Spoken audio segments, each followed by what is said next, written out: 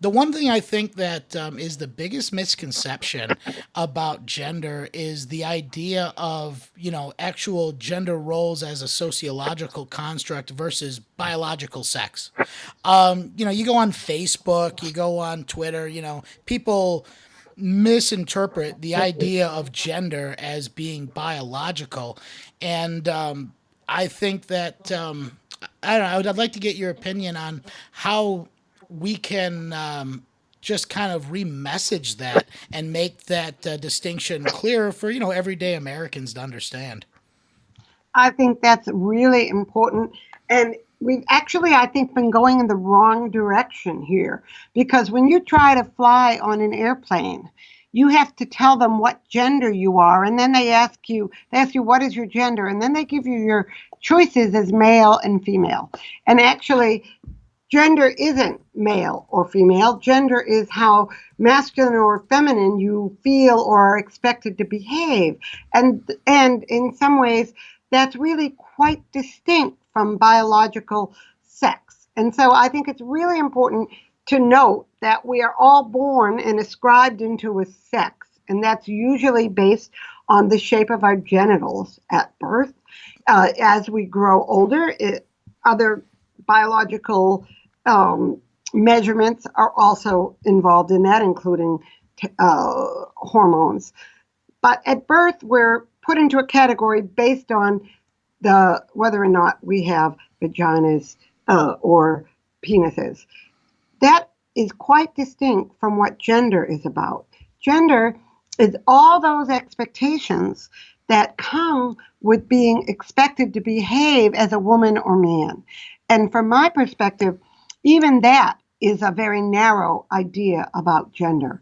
Gender is also the way we've organized our society so that the roles that we expect women and men to play in the family and in the economy Hmm. are different. And so it's really very different.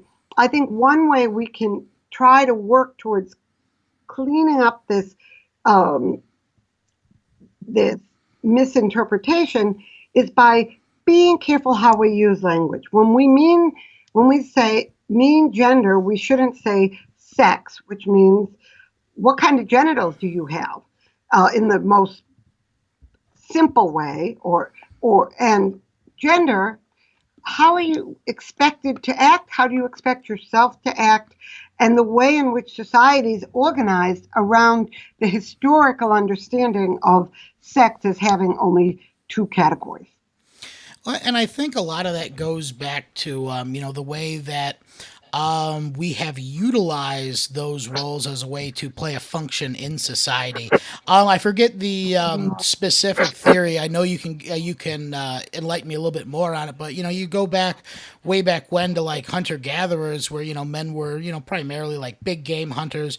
Women would primarily gather things as well as take care of the kids. More home life, and since both those roles worked functionality, supporting the tribe and keeping the tribe together. It's kind of those roles that have been expounded upon as different, gender skill sets, I guess you could say, have been kind of compartmentalized into those different roles to the point that society, Western society in particular, has, expounded those roles and expanded those skill sets into almost personality types that we have to fill based on some sort of tradition or social conditioning.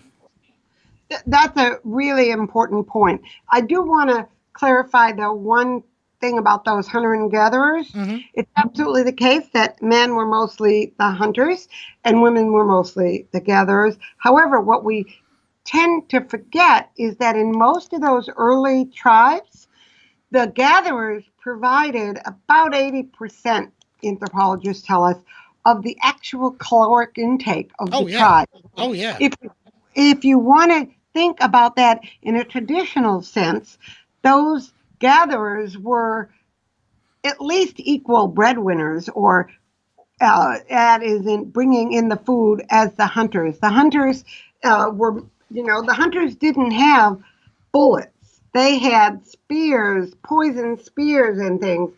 And so they would spend a great deal of time following around an animal before they actually killed it. And it was a feast, and it was very important for, of course, the uh, intake of protein, Hmm. but it wasn't the stable food source. The stable people who provisioned food for those tribes were the gatherers. And so I think what I want you to understand is that over time, men and women in different places did have different skill sets, absolutely, but both skill sets were about producing goods and services to make life happen. That is, both men and women worked in the economy. It wasn't until an economic uh, moment in history, a very recent one, really, the Industrial Revolution, Hmm. when we harnessed the power of um, and the energy of turbines and then fossil fuels, that we needed fewer and fewer people to do the economic labor to keep society running. And it was only then, only in the middle of the late 1800s in Western Europe and later in the rest of the world, that we redefined in our minds male and female skill sets, which is that somehow women are supposed to be nurturers, and that's their major skill set, and men are about the economy. That is a radical, short lived modern notion. It wasn't until the Industrial Revolution that women's skill sets were not about economic provisioning for their households and families. It is only in a post industrial or the post the Industrial Revolution that women came to be defined as the ones whose primary job ought to be child rearing. And so I think that the stereotype we have in our mind is that comes from the mid 1950s, Hmm. post World War II, which is, the traditional family is one where men go out to the work and women take care of children. If you're old enough to remember the show Leave It to Beaver Hmm. or right reruns of Leave It to Beaver, that was the sort of model. Ozzie and Harriet, that was a very short moment in history. And yet it has a deep imprint right now on our notion of what the skill sets of men and women are, whereas women are somehow supposed to be better at child rearing and responsible for child rearing, when that actually wasn't their full time job at all until very modern history. I find that interesting too that it came about just at that time because, during World War II, women really had to step up. They had to take charge of the economy, during the wartime. And I mean, I don't know, it just makes me feel like there was some sort of conceited effort to try and push that narrative, whether it's through, trying to solidify a consumer base, marketing strategies for, the I don't know, just all the consumer products that this new industrial era has created. Do you think that it was just kind of a marketing push by companies in this new economy prior to, or sorry, post war, to try and kind of establish what they wanted the ideal family to be from a consumer perspective? That may have been part of it. I do think the vast majority of it, however, was to get women to leave the labor force so that there would be jobs for returning vets. In Okay. fact, there was a tremendous amount of government propaganda, big billboards at the end of World War II. Be patriotic. Give your job to a vet. So there was propaganda, but there was also um, very effective closing of all those daycare centers that were open during World War II. They Hmm. closed them.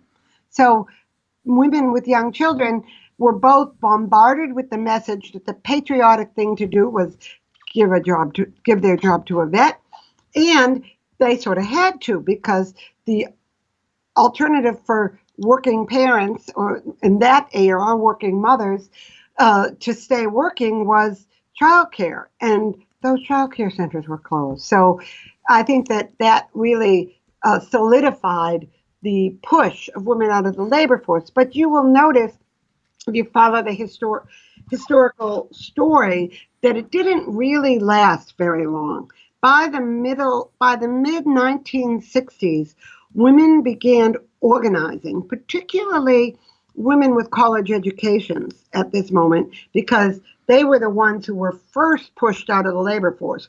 Women who were working class were married, more likely to be married to men that couldn't support families on one income, and women of color were much more likely to be in that group. They were still working, many of them as domestics, but middle class women were pushed out of the labor force, particularly middle class white women, and they began to feel notice that their lives were um, not as fulfilling as they'd hoped they would be.